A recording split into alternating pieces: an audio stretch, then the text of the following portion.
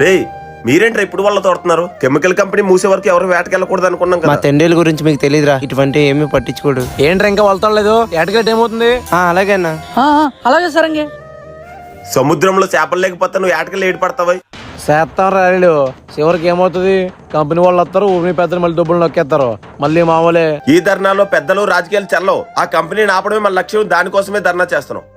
మనం చిన్నప్పటి నుంచి ఎన్ని కెమికల్ ఫ్యాక్టరీస్ వచ్చాయి, ఎన్ని ధర్నాలు చేసాం, ఒక్కదైనా ఆపగలిగమా? అప్పట్లో మన పెద్దలకి ముందే ఏం జరగబోతుందో తెలియక ఆపడానికి ప్రయత్నించి ఆగిపోయారు. ఇప్పుడు మనం చూస్తున్నాం ఆ కెమికల్ వేస్ట్ వల్ల సముద్రం మొత్తం ఎలా సిద్ధమైపోయిందో. ఇప్పటి నుంచైనా అందరూ కలిసి పోరాడదాం, ఆ గంగమ్మను కాపాడుకుందాం. అలా అయితే మన మూడూరిన మత్స్యకారులు తీర ప్రాంతం ఉన్నంత మత్స్యకారులు కదా, వాళ్ళు చేరే ధర్నాలో మనమే చేయాలి. ధర్నాలో సముద్రం మత్స్యకారులు అందరిది కదా, వాళ్ళందరిది కూడా. మన ఊరి తిన్నగా ఉన్న కంపెనీ కాబట్టి ముందు మనం మొదలు పెట్టి మన ఈ సమస్యను బయటికి తెలిసేలా చేస్తే పెద్దవాళ్ళందరూ స్పందిస్తారు. మన సమస్యకు ఒక పరిష్కారం లభిస్తుంది. పదండ్రా.